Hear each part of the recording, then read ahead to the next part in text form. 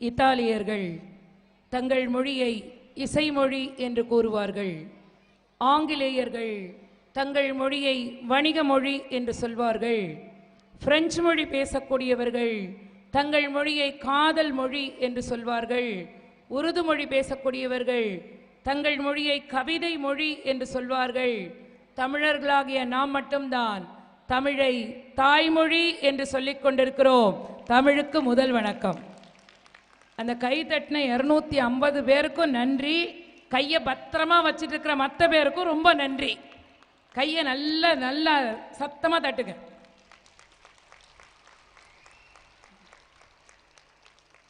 ஏன் கை தட்ட சொன்னேன் தெரியுமா? நேற்று தான் ஒரு டாக்டர் சொன்னாரு, கை தட்டினா ஒரு சொட்டு ரத்தம் அதிகமா உடம்புல ஊறும்னு. அதனால டெய்லி ஒரு 10 தடவை தட்டினீங்கன்னா 10 சொட்டு ரத்தம் ஊறும். மிக அற்புதமான ஒரு பள்ளியினுடைய ஆண்டு விழாவிலே என்னை அழைத்து பெருமை சேர்த்திருக்கக்கூடிய அன்பிற்கினிய பள்ளி மேலாண்மை குழுவை சார்ந்த திருமதி கவிதா அவர்களுக்கும் திரு ராஜ்குமார் அவர்களுக்கும், சாதாரண மனிதர்கள் புத்தகத்தில் இருப்பார்கள், சாதனை மனிதர்கள் புத்தகமாகவே இருப்பார்கள் என்பதற்கேற்ப மிக அற்புதமான ஆங்கில அறிவு படைத்திருக்கக்கூடிய அன்பிற்கினிய பள்ளியினுடைய முதல்வர் திருமதி கயல்விழி அவர்களுக்கும், என்னை இந்த மேடைக்கு அறிமுகம் செய்திருக்கக்கூடிய அன்பு சகோதரர், எளிமையினுடைய வடிவம், பல நாடுகளுக்கான அமைதிக்கான ஒரு குழுவிலே இடம்பெற்றிருக்கக்கூடிய, புதிதாக உங்கள் பள்ளியிலே துணை முதல்வராக பொறுப்பேற்றிருக்கக்கூடிய அன்பிற்கினிய திரு காளீஸ்வரன் அவர்களுக்கும், ஒரு பள்ளி மணி ஒலித்ததும் வெளியே ஓடி வருகிற 3000 குழந்தைகளில் எது தன் குழந்தை என்று தாய்க்கு தெரியும். ஆனால் பள்ளி மணி ஒலித்ததும் உள்ளே ஓடி வருகிற 3000 குழந்தைகளும் எங்கள் குழந்தைகளாகத்தான் ஆசிரியர் தாய்க்கு தெரியும். அப்படி தாயாகவும் தந்தையாகவும் இருந்து குழந்தைகளை வழிநடத்தி கொண்டிருக்கக்கூடிய ஆசிரியர் பெருமக்களுக்கும், எல்லாவற்றிற்கும் மேலாக மிக அற்புதமான குழந்தைகளை இந்த பள்ளிக்கு தந்திருக்கக்கூடிய பெற்றோர்களாகிய உங்களுக்கும், அதை விட ரொம்ப முக்கியம், அழகி போட்டியில் ஒரு ஐஸ்வர்யா ராய், ஜீன்ஸில் 2 ஐஸ்வர்யா ராய், இங்குதான் பார்க்கிறேன் அரங்கமெல்லாம் ஐஸ்வர்யா ராய்களே. மாணவிகள், மாணவர்கள் உள்ளிட்ட வீரத்துறவி விவேகானந்தர் சொல்வார், வீரத்தின் விளைநிலம், விவேகத்தின் இருப்பிடம், ஆற்றலின் வித்து, இந்தியாவின் சொத்து என்று சொல்லக்கூடிய மாணவ கண்மணிகளுக்கும் என்னுடைய வணக்கங்களை தெரிவித்துக் கொண்டு, ரொம்ப ஒரு அற்புதமான விழா. நான் இந்த பள்ளிக்குள்ளே வந்த உடனே ஒரு 80 குழந்தைகளோடு தொடங்கி கிட்டத்தட்ட 450 குழந்தைகளோடு இந்த பள்ளியானது மிக சிறப்பாக வளர்ந்திருக்கிறது என்பதை கேள்விப்பட்டு, அது மட்டும் இல்லை, அந்த 4 ரோடு திரும்பும் போதே இந்த பள்ளியினுடைய பெயரை கேட்டால் அத்துணை பேரும் வழிகாட்டக்கூடிய அளவிற்கு இந்த பள்ளி பிரபலமாகி இருக்கிறது என்றால் அதற்கு உங்க எல்லாருடைய ஒத்துழைப்பும் மிக அவசியம் என்பதை நான் உணர்ந்தேன். நானும் ஒரு ஸ்கூலில் டீச்சராக தான் இருக்கேன். ஒரு சிபிஎஸ்சி ஸ்கூலில் தான் +2க்கு பாடம் எடுக்கிறேன். என் கிளாஸில் ஒரு பையன் இருக்கான். அவன்கிட்ட கேட்டேன், டேய் தம்பி, தமிழ் மொழி பிடிக்குமா உனக்கு ஆங்கில மொழி பிடிக்குமாங்கிறேன். உங்கள் பொண்ணு தேன்மொழியை எனக்கு ரொம்ப பிடிக்கும் டீச்சர்னு. சரி, அதை பார்த்தீங்களா, கைதட்டலை. இன்னைக்கு பையன்ட்டெல்லாம் பேச முடியாது. ஒருத்தன் சொன்னா, மேடம் சும்மா எப்போ பார்த்தாலும் கிளாஸில் உட்காந்துக்கிட்டு பட்டினத்தார் பாடல் நடத்திக்கிட்டு இந்த வாழ்க்கையிலிருந்து நாம் போகிற போது ஒன்றுமே கொண்டு போவதில்லைலாம் சொல்லாதீங்க. வள்ளுவர் போகும்போது ஆதார் கார்டு கொண்டு போயிருக்கணும்னு சொல்லிட்டாருண்டான். ஆதார் கார்டா? அது இப்போ வந்துச்சுரா? வள்ளுவர் எப்பயோ பிறந்தார்ரா? இல்லை மேடம், நீங்கள் நல்லா படிங்க திருக்குறளை. பிறவி பெருங்கடல் நீந்துவர் நீந்தார் இறைவனடி சேர ஆதார். இறைவனடி சேராதார பிரிச்சுட்டான் அவன். இன்னொருத்தன் எந்திரிச்சான் மேடம், அவன் சொல்கிறான் நயன்தாராவை பற்றி வள்ளுவர் எழுதியிருக்காருன்னு. நயன்தாரா இப்போ பிறந்துச்சுரா, வள்ளுவர் எப்போ பிறந்தாருரா, ஏன்டா இப்படி கொடுமைப்படுத்துறேங்கிறேன். அவன் சொல்கிறான் ஒரு பையன் கீழே விழுந்தா தூக்கிறதுக்கு யாருமே வரமாட்டாங்க, ஆனால் நயன்தாரா மாதிரி ஒரு பொண்ணு கீழே விழுந்தா தூக்க எல்லாரும் ஓடி வருவாங்கங்கிறத தான் பையன் தூக்கார் செய்த உதவி நயன் தூக்கின் நன்மை கடலின் பெரிது அப்படின்னு வள்ளுவர் எழுதியிருக்காருன்ட்டான். எப்படியாவது திருக்குறளை படித்தா சரிதான்னு சந்தோஷமாக விட்டுட்டேன் நான். ஏனென்றால் இந்த பள்ளிக்குரிய சிறப்புகள் என்று நம்முடைய மகாத்மா பப்ளிக் ஸ்கூல் பற்றி கேட்டபோது ஒரே வார்த்தையில் மேடம் சொன்னாங்க, இங்கே ஆசிரியர் மாணவர் உறவு என்பது மிகுந்த நட்புறவோடு இருக்கும் என்று சொன்னாங்க. அது இன்னைக்கு ரொம்ப முக்கியம். ஒரு காலத்தில் கணக்கு வாத்தியார் வந்தார்னா பிள்ளைங்கள்லாம் பயந்து எங்கேயாவது ஓடிட்டு இருந்தாங்க. இன்னைக்கு 4 பையன் சேர்ந்து வந்தால் கணக்கு வாத்தியார் பயந்துக்கிட்டு ஓரமாக நிற்க வேண்டிய நிலைமையில் இருக்கிறார். ஏன்னா அவன் இன்னைக்கு எல்லாத்தையும் முன்னாடியே ஏற்கனவே படிச்சுட்டு வந்துடுறான். இங்கே இருக்கக்கூடிய பேரண்ட்ஸ்டெல்லாம் நான் ஒரு கேள்வி கேட்குறேன், கொஞ்சம் பிள்ளைகள்கிட்ட முதல்ல கேட்டுட்டு அப்புறம் உங்கள்கிட்ட வரேன்.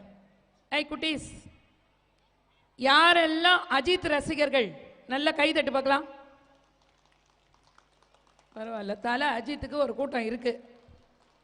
தளபதி விஜய் ரசிகர்கள்லாம் ஒரு கைதட்டு. ஆடே எங்க அப்பா. சரி, சிவாஜி ரசிகர்கள் யாராவது இருக்கிறீங்களா? இருக்கிறாங்க, ஒரு 4 பேர் இருக்கிறாங்க. ஒரு ஐயா வசந்த மாளிகை பழைய நினைவில் கை தட்டுறாரு. ஆமாம். புரட்சி தலைவர் எம்ஜிஆருடைய ரசிகர்கள் அப்படிங்கப்பா இருக்கிறாங்கப்பா. ஆமாம். நான் இப்போ ஒருத்தரோட பேரை சொல்கிறேன், நான் கேட்காமையே நீங்கள் அத்தனை பேரும் கை தட்டுவீர்கள். மறைந்த முன்னாள் ஜனாதிபதி, இல்லை இல்லை என்னாலும் நம் மனதில் குடியிருக்கக்கூடிய ஏபிஜே அப்துல் கலாம் ஐயா. ஏன்பா கலாம் ஐயா என்ன நம்ம விபி சார் மாதிரி 6 பேக் வச்சிருந்தாரா? இல்லை நம்ம சேர்மன் சார் மாதிரி ஸ்டைலான ஒரு ஹேர் ஸ்டைலோட இருந்தாரா? இல்லையே. ஏன் அவருக்கு இவ்வளவு ரசிகர்கள்? ஏன் தெரியுமா? அந்த மனிதர் குழந்தைகளோடு ரொம்ப பாசமாக இருந்தார். அவர்கிட்ட கேட்டாங்க ஒரு முறை, உங்கள் வாழ்க்கையிலே நீங்கள் மறக்க முடியாத தருணம் என்று எதை நினைக்கிறீர்கள் என்று. அவர் நினைச்சிருந்தா எங்கேயோ ராமேஸ்வரத்தில், இந்தியாவின் கடைக்கோடியில் இருக்கக்கூடிய ராமேஸ்வரத்தில் ஒரு மீனவ குடும்பத்தில் பிறந்து இந்தியாவின் முதல் குடிமகனாக நான் உயர்ந்தேனே அந்த தருணம் என்று சொல்லியிருக்கலாம். ஆனால் அவர் அதை சொல்லலை. இல்லை, எனக்கு பிடித்த அந்த துறையை தேர்ந்தெடுத்து நான் ஐஐடியில் படித்தேனே அந்த நிமிடம் என்று சொல்லியிருக்கலாம். அதையும் அவர் சொல்லலை. எதை தெரியுமா சொன்னார்? கிட்டத்தட்ட 8 கிலோ எடையுள்ள செயற்கை காலை பொருத்தி கொண்டு குழந்தைகள் எல்லாம் தூக்க முடியாமல் உடல் ஊனமுற்ற குழந்தைகள் நடந்து கொண்டிருந்தார்கள். ராக்கெட் தயாரிக்கக்கூடிய டினோ அலுமினியம் என்கிற ஒரு எடை குறைவான பொருளை பயன்படுத்தி வெறும் 350 கிராம் எடையிலே ஒரு செயற்கை காலை நான் கண்டுபிடித்தேனே, அதுதான் என் வாழ்க்கையிலே மறக்க முடியாத தருணம்னு சொன்னார். அது மட்டும் இல்லை, இப்படி ஒரு ஸ்கூலுக்கு போயிருக்காரு. அவர் போயிட்டு அங்கே இருக்கிற மாணவிகள்கிட்ட பேசியிருக்கிறாரு. முழுக்க மாணவிகள் இருந்த ஒரு பள்ளி அது. அங்கே கேட்டிருக்காரு, உலக அழகியாக ஐஸ்வர்யா ராய் தேர்ந்தெடுக்கப்பட்டாங்களே ஏன் அப்படின்னு. ஒரு 12ஆம் வகுப்பு படிக்கிற குழந்தை எழுந்து சொல்லியிருக்கா, அவங்களுக்கு இத்தாலியில் இருக்கிற மாதிரி அதிசயமான பச்சை நிற கண்கள் இருக்கு, அதனால தான் அப்படின்னு. இல்லைன்னு சொல்லியிருக்கார் கலாம். இன்னொரு பிள்ளை சொல்லியிருக்கா, இல்லைங்க உண்மையிலேயே உலகத்தில் அவங்க பெரிய அழகி அதனால என்று. அதுவும் இல்லை என்று சொல்லியிருக்கிறாரு. கிழிந்த பாவாடையோடு, ஒட்டு போட்ட பாவாடையோடு எழுந்து நின்று ஒரு 6ஆம் வகுப்பு மாணவி சொன்னாலாம் அரசு பள்ளியிலே, நான் அந்த போட்டியிலே கலந்து கொள்ளவில்லை, அதனால்தான் உலக அழகியாக ஐஸ்வர்யா ராய் தேர்ந்தெடுக்கப்பட்டாள் என்று. கையை கொஞ்சம் தட்டலாம். சூப்பர்ரா. கை தட்டு அப்படின்னு சொன்னாதான் கை தட்டணும் இல்லை. எங்கெல்லாம் நல்ல செய்திகள் வருதோ அங்கெல்லாம் கை தட்டிக்கலாம். மகிழ்ச்சியாக இருந்துக்கலாம். நான் அன்றைக்கி மேக்ஸ் எக்ஸாமுக்கு போயிருக்கேன் சார், இன்விஜிலேஷனுக்கு. ஒரு பையன் என்ன பண்ணான் தெரியுமா? டான்ஸ் ஆடிட்டு இருக்கான் பரீட்சை எழுதாமல். நான் கேட்டேன், டே 10ஆம் கிளாஸ் பரீட்சைடா, என்னடா உட்காந்து கணக்கு பரீட்சை அன்றைக்கி உட்காந்து பரீட்சை எழுதாமல் டான்ஸ் ஆடிட்டு இருக்கேங்கிறேன். எங்கள் மேக்ஸ் மேடம் தான் சொன்னாங்க, போடுற ஸ்டெப்புக்கெலாம் மார்க் இருக்குது. அவங்க எந்த ஸ்டெப்பை சொன்னாங்க, இவன் எந்த ஸ்டெப்பை சொல்கிறான் பாருங்க. பையன்டெல்லாம் இன்னைக்கு உண்மையிலேயே பேசவே முடியாது. ஆனால் இந்த குழந்தைகளிடத்தில் நாம் சில விஷயங்களை கொண்டு போய் சேர்க்கணும். இன்னைக்கு இந்த செல்போன் ஒன்று இருக்குல்ல, அது 6வது விரலாகவே மாறிவிட்டது. ஆங்கரை பைரவி என்கிற பெற்றோர்கள் எல்லார்டையும் இந்த செய்தியை கட்டாயமாக நான் போகிற இடங்களில் எல்லாம் கொண்டு போய் சேர்க்கிறேன். 16 வயசுக்கு கீழே இருக்கக்கூடிய பையன்கிட்ட பைக்கையும் 16 வயசுக்கு கீழே இருக்கக்கூடிய பெண் குழந்தைகளிடத்தில் செல்போனையும் நீங்க கொடுத்தீங்கன்னா அது நீங்களே உங்களுக்கு வச்சுக்கிற ஆப்பு என்பதை பெற்றோர்கள் தயவு செய்து உணரணும். ஏன்னா போர்வைக்குள்ளிருந்து வரக்கூடிய வெளிச்சம்தான் பல குழந்தைகளின் வாழ்க்கையை இருட்டாக்கி இருக்கிறது என்பதை நாம் மறந்துவிடவே கூடாது. ஆங்கரை பைரவிங்கிற கவிஞர் சொல்றாரு, செல்லும் கொடுத்து செல்லமும் கொடுத்தாள், செல்ல மகள் எப்போதும் தொடர்பு எல்லைக்கு அப்பால் என்று ஒரு அற்புதமான கவிதையை சொன்னார். முன்னாடியெல்லாம் நம்ம சின்ன பிள்ளையா இருக்கும்போது ஐயாலாம் இருக்காங்க, ஐயா நம்மெல்லாம் சின்ன பிள்ளையா இருக்கும்போது எப்படி தெருவில் தானே விளையாண்டுட்டு திரிவோம். அம்மா பாட்டுக்கு கத்திக்கிட்டே இருப்பாங்க. அந்த விளக்கு வச்சுக்கிறதுக்கு உடனே வெளியிலெல்லாம் சுற்றக்கூடாது, வீட்டுக்கு வந்துடணும்பாங்க. ஆனாலும் முடிஞ்ச வரைக்கும் விளையாடிட்டு புழுதியோட வீட்டுக்கு வருவோம். மாலை முழுதும் விளையாட்டு. நான் எப்பொழுதும் வகுப்பறையில் சொல்வதுண்டு, பாரதி எளிமையாக வாழ்க்கை முறையை நமக்கு சொல்லி தந்திருக்கிறான். காலை எழுந்தவுடன் படிப்பு, காலையில் எழுந்து புத்தகத்தை பிரித்தா மனசுக்குள்ளே பதியும். பின்பு கனிவு கொடுக்கும் நல்ல பாட்டு. பாட்டு பாடிட்டு இருந்தால் ஸ்கூல் யார் போகிறது? அப்படி அல்ல, பாடிக்கிட்டே சந்தோஷமா ஸ்கூலுக்கு போ, மகிழ்ச்சியாக உன்னுடைய நாளை நீ கடத்து என்பதுதான் அதன் பொருள். மாலை முழுதும் விளையாட்டு என்று வழக்கப்படுத்தி கொள்ளு பாப்பா. ஏன் பாரதி வழக்கப்படுத்தி கொள் என்று சொன்னான்னா, சில விஷயங்கள் பிறவியில வரும், சில விஷயங்கள் பழக்கத்துல தான் வரும். ஔவையார் அதை அழகா சொல்வாங்க, சித்திரமும் கைப்பழக்கம், செந்தமிழும் நாப்பழக்கம், வைத்ததொரு கல்வி மனப்பழக்கம், நித்தம் நடையும் நடைப்பழக்கம், நட்பும் தயையும் கொடையும் பிறவி குணம். இந்த நட்பா இருக்கிறது, கருணையா இருக்கிறது, பிறருக்கு கொடுக்கறதெல்லாம் நம்முடைய பிறவி குணம். சில குழந்தைங்க பார்த்தீங்கன்னா மத்தியானம் லஞ்ச் அப்ப சாப்பிடும்போது டப்பால இருக்கிற சாப்பாடை அப்படியே தூக்கி அடுத்த பிள்ளைகளுக்கு கொடுக்கும். சில பிள்ளைங்க என்ன செய்யும்னா கொஞ்சமா அள்ளி கொடுக்கும். சில குழந்தைங்க என்ன பண்ணுன்னா கொடுக்க மாட்டேன்னு அழும். இதெல்லாம் பிறவி குணம். ஆனால் சித்திரம் கைப்பழக்கம், தமிழ் பேசுவது நாப்பழக்கம். ரொம்ப அழகா பேசுனாங்க மேடம், தமிழ் ஆசிரியை. அவங்களுக்கு ஒரு நல்ல கைதட்டல் நீங்க கொடுக்கலாம். 100க்கு 100 மதிப்பெண் வாங்க வச்சிருக்கிறாங்க. ஏன்னா இன்னைக்கு தமிழ்லாம் எழுதுறான் பாருங்க, என்ன தகராறா எழுதுறான். ஒரு விடுப்பு விண்ணப்பம் எழுத சொன்னேன் ஒரு பயலை, இப்படிக்கு உங்கள் அன்புள்ள மனைவின்னு எழுதி வச்சிருக்கிறான். மாணவின்னு ஒன்று எழுதியிருக்கு, அதை பார்த்து காப்பி அடித்து எழுதியிருக்கு, மனைவின்னு எழுதி வச்சிருக்கு. அப்படி தமிழை தகராறா படிச்சுட்டு இருக்கிற போது இந்த சிறிய பள்ளிக்கூடம், ஆனாலும் கூட 100க்கு 100 மதிப்பெண் வாங்கிய அந்த குழந்தையை நான் பாராட்டுறேன். சந்திரகாந்த் அப்படிங்கிற அந்த குழந்தை ரொம்ப பொறுமையும் ரொம்ப நிதானமும் உடைய, பேரை எப்படி பொருத்தமாக வச்சாங்கன்னு தெரியல, மேடமோட பையன் போல இருக்கு. இந்த சந்திரகாந்த கல்லுக்கு என்ன சிறப்பு அப்படின்னா, நிலா கிட்ட இருந்து அந்த குளிர்ச்சியை அது வாங்கி கொள்ளும். மேடம்கிட்ட அந்த பண்பை அப்படியே அந்த குழந்தை வாங்கியிருக்கிறான். மேடத்துக்கும் ஒரு கைதட்டல் கொடுங்க, அந்த பிள்ளைக்கும் ஒரு கைதட்டல் கொடுங்க. ஆனால் எனக்கெல்லாம்பா 100க்கு 100 மார்க் வாங்குறவனை விட 40 மார்க் வாங்குறவனை தான் பிடிக்கும். கைதட்டு நிறைய வருதுன்னா என்ன அர்த்தம்? 40 நிறைய இருக்குன்னு அர்த்தம். ஒன்றும் பிரச்சனை இல்லை, நான் கூட 40 தான். ஏன் தெரியுமா 40 மார்க்குன்னு சொல்கிறேன்? 100க்கு 100 வாங்கினவெல்லாம் வெளிநாட்டுக்கு போய் உழைக்க வேண்டும் என்று நினைக்கிறான். 40 மார்க் வாங்கின பிள்ளைங்க தான் நம்ம நாட்டிலே இருந்து உழைக்கணும்னு நினைக்கிறாங்க. ஆனால் இந்த பள்ளிக்கூடத்தில் நான் பார்த்த சிறப்பு என்னன்னா, அங்கே பார்க்குறேன் ஒவ்வொரு குழந்தை பரிசு வாங்குகிற போதும், அம்மா ஒவ்வொரு குழந்தையும் பாருங்க, ஒரு மேனேஜ்மெண்ட்டில் இருக்கக்கூடியவங்க ஒவ்வொரு குழந்தையும் எப்படி அப்சர்வ் பண்ணுறாங்கன்னு நான் பார்க்குறேன். ஒரு சின்ன சின்ன குழந்தை வரும்போதும் அவங்க சொல்கிறாங்க, இந்த குழந்தை ரொம்ப புத்திசாலி, இந்த குழந்தை ரொம்ப சுட்டி, இந்த குழந்தையினுடைய அறிவு ரொம்ப ஜாஸ்தி, இவன் ரொம்ப பொறுமைசாலி என்று ஒவ்வொரு குழந்தையையும் பாராட்டக்கூடிய ஒரு மேலாண்மை குழு உங்களுக்கு கிடைத்ததற்காகவே நீங்கள் இந்த பள்ளியில் அக்கம் பக்கத்துல எல்லாம் சொல்லி எல்லாரையும் கொண்டு வந்து சேருங்க. ஏனென்றால் ஒரு பள்ளி அறை அப்படின்னு ஏன் தெரியுமா பெயர் வச்சாங்க?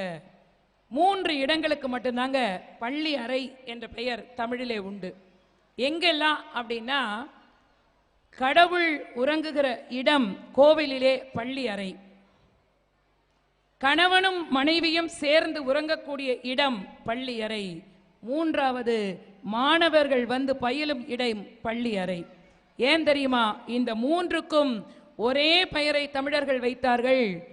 3 இடங்களும் சரியாக இருந்தால் அந்த சமுதாயம் சரியாக இருக்கும் என்பதற்காகத்தான் அந்த 3 இடங்களுக்கும் ஒரே பெயரை வச்சாங்க. நிறைய பெரியவங்கெல்லாம் வந்திருக்கீங்க. யார் யார் வீட்டிலெல்லாம் சண்டை நிறைய நடக்கும்? இந்த இவன் கையை தூக்குறான், இருடா இதெல்லாம் அப்பா அம்மாவுக்கான கேள்விடா, உனக்கு இல்லடா. சரி, இங்கே இருக்கிற பெற்றோர்கள்ல ஆண்கள் எல்லாம் பார்த்து நான் ஒரு கேள்வி கேட்குறேன். 7 ஜென்மத்துக்கும் இதே மனைவி தான் எனக்கு மனைவியாக வரணும்னு சொல்கிறவங்களாம் கொஞ்சம் கையை தூக்குங்க. ஒரே ஒருத்தர் ஏன் தூக்குனாருன்னா, பக்கத்தில் மேடம் உட்காந்து தூக்குங்க அப்படின்னு திட்டுறாங்க. ஆனால் என்ன கொடுமைன்னா, இந்த வைஸ் பிரின்சிபல் சாரும் தூக்கலை, சாரும் தூக்கலை. என்னப்பா இது? இவர் தூக்கவே மாட்டேன்னு கையை கெட்டியாக வச்சுக்கிட்டு உட்காந்துருக்கிறார். ஆனால் நாங்கள் பெண்கள் அப்படி கிடையாது சார்.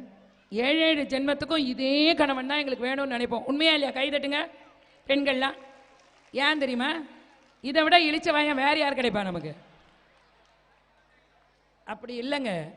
ஒரு பெண் சரியாக இருந்தால் அந்த குடும்பம் ரொம்ப சரியா இருக்கும். கண்ணதாசன் பெண்ணை தேனோடு ஒப்பிட்டு நிறைய இடத்துல பாடியிருப்பாரு. கொடித்தேன் இவள் எங்கள் கொடித்தேன் என ஒரு படித்தேன், பார்வையில் கொடித்தேன் துளித்தேன் சிந்தாமல் கழித்தேன், இனி தேன் இல்லாத படி கதை முடித்தேன், பார்த்தேன் சிரித்தேன் பக்கத்தில் அழைத்தேன் உனைத்தேன் என நான் நினைத்தேன். தேன் தேன் தேன் என்று தேனை வந்து பெண்ணோட ஒப்பிட்டு சொல்லியிருப்பாரு. தேன் தானும் கெட்டு போகாது, தன்னை சேர்ந்த பொருளையும் கெட்டு போக விடாது. அதனால ஒரு பெண் வீட்டில் ரொம்ப சரியா இருக்கணும் அப்படின்னு நம்ம பெரியவங்க சொல்லியிருக்கிறாங்க. அம்மாவை யாருக்கெல்லாம் பிடிக்கும்? எல்லாம் கைதட்டு பார்க்கலாம். பாருங்க, பிள்ளைங்க எல்லாம் அம்மா பக்கம் தான். ஆனால் பொம்பளை பிள்ளைங்கள்லாம் அப்பா பக்கம். கரெக்டா? அப்பாவை பிடிக்கும்னு சொல்ற பொம்பளை பிள்ளைங்கெல்லாம் கைதட்டு பார்க்கலாம். நான்லாம் கூட எங்கள் அப்பா செல்லம் தான். உண்மை தானே மேடம்? நீங்கள் உங்கள் அப்பா செல்லம் தானே? நீங்கள் உங்கள் அப்பா இல்லையா? மேடம் வந்து அவங்க ஹஸ்பண்ட் செல்லம் மட்டும்தான். கரெக்டா சாரா? ஓகே ஓகே சரி. ஏன் தெரியுமா? இந்த அம்மா அப்பாங்கிற இந்த 2 உறவு இருக்கு இல்லையா, இந்த உலகத்தில் நமக்காக கண்ணீர் விடக்கூடிய, நம்முடைய சந்தோஷத்தை தன்னுடைய சந்தோஷமாக கருதக்கூடிய 2 பேர் உண்டு என்று சொன்னால் அது அப்பா அம்மாவை தாண்டி வேறு யாருமே கிடையாதுப்பா. உலகத்திலேயே அதிக வலி கொடுத்து நம்ம இந்த பூமியில வந்து பிறக்கிறோம்.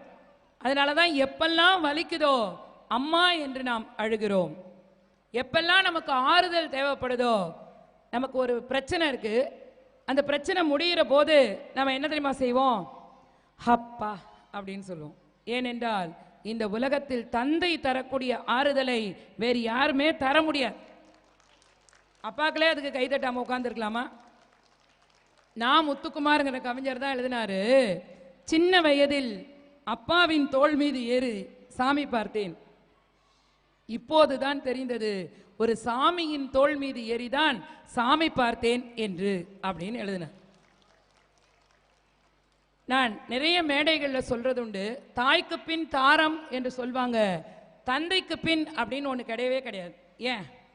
ஏனென்றால் தாயினுடைய இடத்தை யார் வேண்டுமானாலும் நிரப்ப முடியும், தந்தையினுடைய இடத்தை யாராலையும் நிரப்ப முடியாது. அப்பான்னா அப்பா மட்டும்தான். தாயினுடைய பிரசவ தழும்புகளுக்கு கொஞ்சமும் குறைந்ததில்லை தந்தையின் உழைத்து தேய்ந்த உள்ளங்கை ரேகைகள் அப்படின்னு ஒருத்தர் கவிதை எழுதியிருக்கிறார்.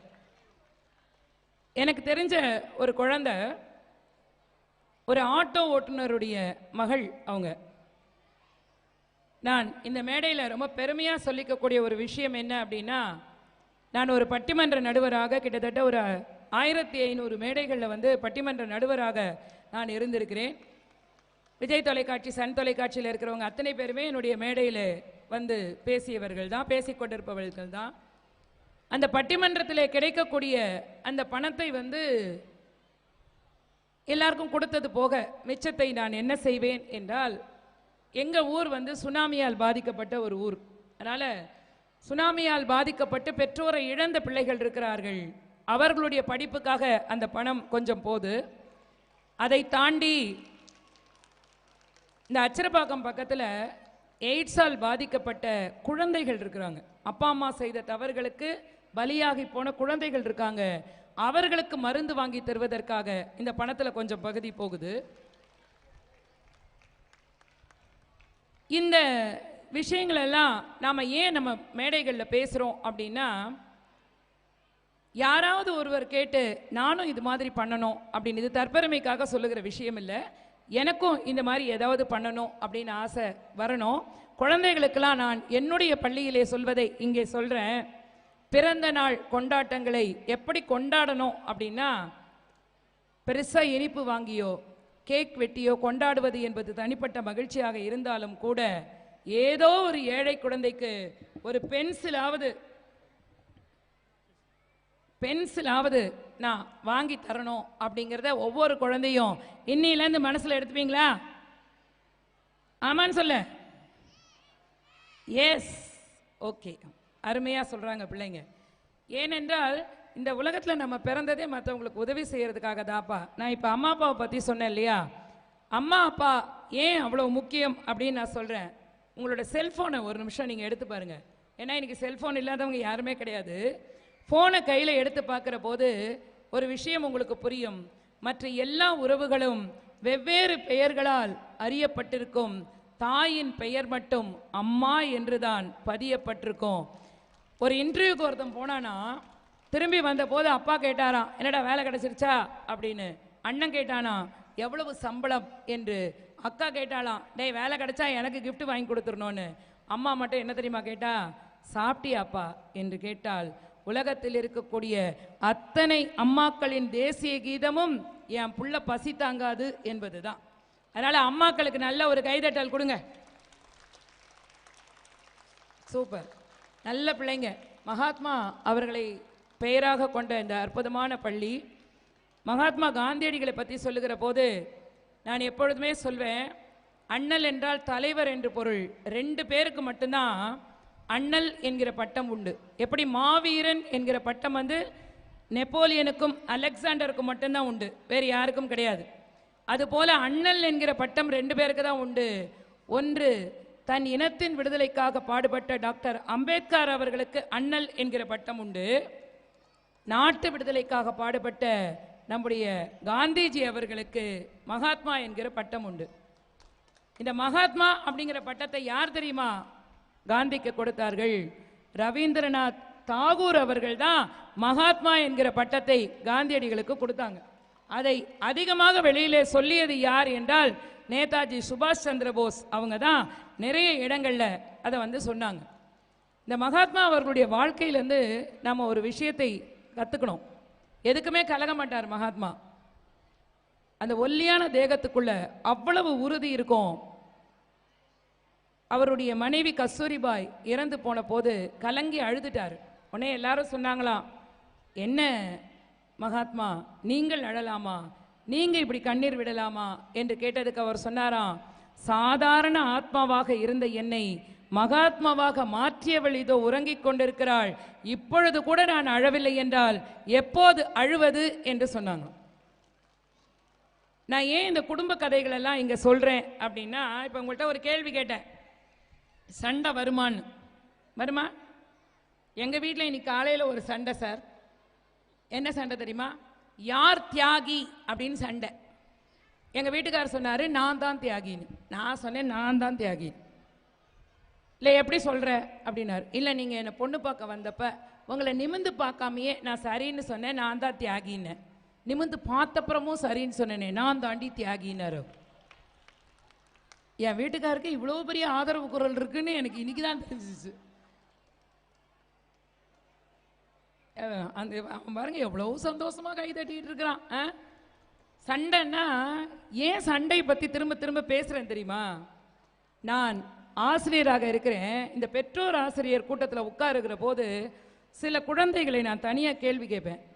ஏன்டா படிக்க மாட்டேங்கிற, என்னடா பிரச்சனை உனக்கு? அவன் என்ன தெரியுமா சொல்லுவான்? எப்போ பார்த்தாலும் எங்கள் அம்மா அப்பாவும் சண்டை போட்டுக்கிட்டே இருக்காங்க மேடம், ரொம்ப டிஸ்டர்ப் ஆகுது என்று சொல்லுவோம். நீங்கள் 10 நிமிஷத்தில் சண்டை போட்டுட்டு 15 நிமிஷத்தில் சமாதானம் ஆயிடுவீங்க. ஆனால் அந்த குழந்தைகளுடைய உள்ளத்திலே அது ஆழமாக பதியும் என்பதனால அந்த சண்டை போடுறத நான் பசங்கள்கிட்ட சொல்வேன். டேய் அம்மா அப்பா சண்டை போட்டா நீ போய் நடுவில் சமாதானம் பண்ண போவாத, உன் முதுகு தான் வீங்கும். நீ என்ன பண்ணணும் தெரியுமா? ரெண்டையும் வேடிக்கை பார்த்துட்டு ஜாலியாக வா என்று தான் சொல்வேன். ஆனால் இங்கே இருக்கக்கூடிய அத்தனை பேருக்கும் சொல்கிறேன், நகை நட்டு கொடுத்தால் வாழ்க்கையில் சந்தோஷம் கிடையாது, காசு கட்டு கொடுத்தால் வாழ்க்கையிலே சந்தோஷம் கிடையாது, காஞ்சி பட்டு கொடுத்தால் கூட வாழ்க்கையில் சந்தோஷம் கிடையாது, விட்டு கொடுத்தால் தான் வாழ்க்கையில் சந்தோஷம் என்பதை ஒவ்வொரு பெற்றோரும் தயவு செய்து உணருங்கள். ஏன்னா இன்னைக்கெல்லாம் குழந்தைங்க, நிறைய குழந்தைங்க இல்லைங்க. ஒரு காலத்தில் எங்கள் அப்பாவோட கூட பிறந்தவங்க 16 பேர். எங்கள் தாத்தா பாட்டுக்கு அவர் பாட்டுக்கு வம்சத்தை வளர்த்து விட்டுட்டார். 16 பேர். எங்கள் அப்பா தான் கடைசி. எங்கள் அம்மாவோட கூட பிறந்தவங்க 12 பேர். ஒரு கல்யாணம்னா நாங்கள் யாரையும் கூப்பிட வேண்டியதில்லை, எங்கள் ஃபேமிலியே போதும். ஆனால் இன்றைக்கு இருக்கக்கூடிய அந்த ஃபேமிலிஸ் எல்லாம் என்ன ஆயிடுச்சு அப்படின்னா சிங்கிள் சைல்டு ஃபேமிலின்னு ஆயிடுச்சு. ஒரே ஒற்றை குழந்தை இருக்கிறது, இல்லைன்னா 2 குழந்தை இருக்குது அதிகபட்சம், அவ்வளோதான். ஒற்றை குழந்தையாக இருக்கக்கூடியவர்களுடைய அந்த சங்கடங்கள் ரொம்ப பெருசு. எனக்கு கூட ஒரே ஒரு மகள் தான். அவள் எழுதிய கவிதையே நான் உங்களுக்கு சொல்கிறேன். ஓடி பிடித்து விளையாடு என்றால் யாரோடு என்று கேட்கிறது, ராமனுக்கு தம்பி லட்சுமணன் என்றால் எனக்கு தம்பி ஏனில்லை என்று அழுகிறது, கூட்டாஞ்சோறு சமைத்து வைத்துவிட்டு யாருக்கு பரிமாற என்று அலைமோதுகிறது, ஒரு குழந்தையை பெற்று எடுத்து வளர்க்கிற துயரத்தை காட்டிலும் ஒரே குழந்தையாக வளர்கிற துயரத்தை சொல்லித்தான் விடுகிறது அந்த குழந்தைன்னு என் மகள் எனக்கு எழுதி கையில் கொடுத்தா. அப்படி ஒற்றை பிள்ளைகளாக இருக்கக்கூடியவங்க எங்கே போய் சொல்ல முடியும்? அவர்களுடைய கஷ்ட நஷ்டங்களை சிப்ளிங்ஸ்னு சொல்லக்கூடிய அந்த கூட பிறந்த சகோதர சகோதரிகள் இருந்தால் அவங்கள்ட்ட ஷேர் பண்ணிக்க முடியும். ஆனால் இன்றைக்கு அந்த உறவுகள் எல்லாம் இல்லைங்க. ஒரு காலத்தில் அத்தைன்னு ஒருத்தவங்க இருப்பாங்க. அத்தை வருவாங்க வீட்டுக்கு, தப்பி தவறி கூட அந்த குழந்தைய அடிச்சிட முடியாது, தூக்கி வச்சுக்கிட்டு நேராக வீட்டுக்கு கூட்டு போயிடுவாங்க. எதுக்குடா அடிக்கிற குழந்தைய அப்படின்னு வீட்டுக்கு அழைத்து கொண்டு போய் என் பிள்ளைய உனக்கு கட்டி கொடுக்குற மாப்பிள்ள என்று சொல்றதுக்கு ஒரு அத்தை இருந்தாள். காது குத்தி கொள்வதற்கு மடியிலே அமர்த்தி ஒரு வாழைப்பழத்தை தரக்கூடிய ஒரு தாய்மாமன் இருந்தான். அப்பா இல்லை என்றால் கடைக்கு அழைத்து கொண்டு போய் தோளிலே உட்கார வைத்து சிம்மாசனத்திலே இட்டு அமர்கிற ராஜாவை போல அழைத்து வருகிற ஒரு சித்தப்பா இருந்தார். ஒரு சித்தி 2வது தாயாக இருந்து பார்த்து கொண்டாள். வீட்டில் தாத்தா பாட்டி இருந்தாங்க. இங்கே நிறைய தாத்தா பாட்டிகள் கூட வந்திருக்கிறாங்க. கிராண்ட் பேரண்ட்ஸ்லாம் சீக்கிரம் முடிச்சிடும் மேடம். கிராண்ட் பேரண்ட்ஸ் எல்லாம் இங்கே வந்திருக்கீங்க. பாட்டி தாத்தாவை கட்டாயமாக கொண்டாடணும். ஏனென்றால் ஒரு பாட்டி இருந்தால் வீட்டிலே ஒரு மருத்துவமனை இருக்கிறது என்று பொருள். ஒரு தாத்தா வீட்டிலே இருந்தால் ஒரு நூலகம் இருக்கிறது என்பது பொருள். தாத்தா பாட்டிக்கு நல்ல ஒரு கைதட்டல் கொடுங்க. இன்றைக்கு கதை சொல்ல தாத்தா பாட்டிகள் இல்லாத காரணத்தால் தான் குழந்தைகள் தொலைக்காட்சியையும் செல்போனையும் தேடி போய்கிட்டே இருக்கிறாங்க. அந்த தாத்தா பாட்டிகளோடு உட்கார்ந்து பேசுகிற அந்த தருணத்தை குழந்தைகளுக்கு தாருங்கள். எல்லோரும் நீங்கள் மனசில் ஏற்றுக்க வேண்டிய விஷயம், இந்த பள்ளியினை பற்றி நான் கேட்டபோது 100% ரிசல்ட் இது அவ்வளவு சாத்தியம் கிடையாது. நானும் ஒரு சிபிஎஸ்இ ஸ்கூலில் இருக்கிறேன். இவ்வளவு அற்புதமாக தொடங்கி 5 ஆண்டுகளிலேயே எல்லா ஆண்டுகளிலும் 100% தேர்ச்சி தந்ததற்காக உங்கள் பள்ளிக்கு ஒரு நல்ல கைதட்டலை தாருங்கள். ஏன்னா சிபிஎஸ்இனுடைய அந்த சிலபஸ் எப்படி இருக்கும்னு எனக்கு தெரியும். ஏன்னா நானும் அந்த பள்ளியில் தான் ஆசிரியராக இருக்கிறேன். ரொம்ப டஃபஸ்ட்டு ஒரு சிலபஸ். ஆனாலும் குழந்தைகள் அதை வென்றெடுத்துக்கிறார்கள் என்பதற்காக குழந்தைகளுக்கு ஒரு நல்ல கைதட்டல் கொடுங்க. நீங்கள் ஆதரவோடு இருந்திருக்கிறீர்கள் என்பதற்காக உங்களுக்கு நீங்களே ஒரு நல்ல கைதட்டலை கொடுத்துக் கொள்ளுங்கள். இந்த பள்ளியில் நான் இந்த பள்ளியினுடைய குறிக்கோள்கள் என்ன என்று கேட்டபொழுது ஒரு 5 விஷயங்களை சொன்னாங்க. குழந்தைகளோடு நட்புறவோடு பழகுவோம். ஒவ்வொரு குழந்தைக்கும் தனிப்பட்ட முறையில் இண்டிவிஜுவல் அட்டென்ஷன் என்று சொல்லக்கூடிய தனிப்பட்ட முறையிலே ஒவ்வொரு குழந்தையும் நாங்கள் கவனித்து அவர்களுடைய முன்னேற்றத்திற்காக நாங்கள் பாடுபடுகிறோம். அப்புறம் ஆசிரியர்களுக்கும் தலைமை ஆசிரியருக்கும் இருக்கக்கூடிய அந்த உன்னதமான உறவு இந்த பள்ளியில் நான் பார்த்தேன். பெற்றோர்கள் எங்கேருந்து வரீங்க அப்படின்னா பெரும்பாலும் விவசாய குடும்பத்திலிருந்து சுற்றி இருக்கக்கூடிய கிராமத்திலிருந்து நம்முடைய அடுத்த தலைமுறையை நாம் உயரத்திற்கு கொண்டு போக வேண்டும் என்று ஆசைப்படக்கூடிய பெற்றோர்கள் நிறைய பேர் இருக்கிறீங்க. ஆக உங்கள் அத்துணை பேருடைய ஆதரவோடு இந்த பள்ளியானது மேன்மேலும் வளர்ந்து மிகப்பெரிய உயரங்களை அடைய வேண்டும் என்று வாழ்த்தி உங்களிடமிருந்து விடைபெறுகிறேன். நன்றி, வணக்கம்.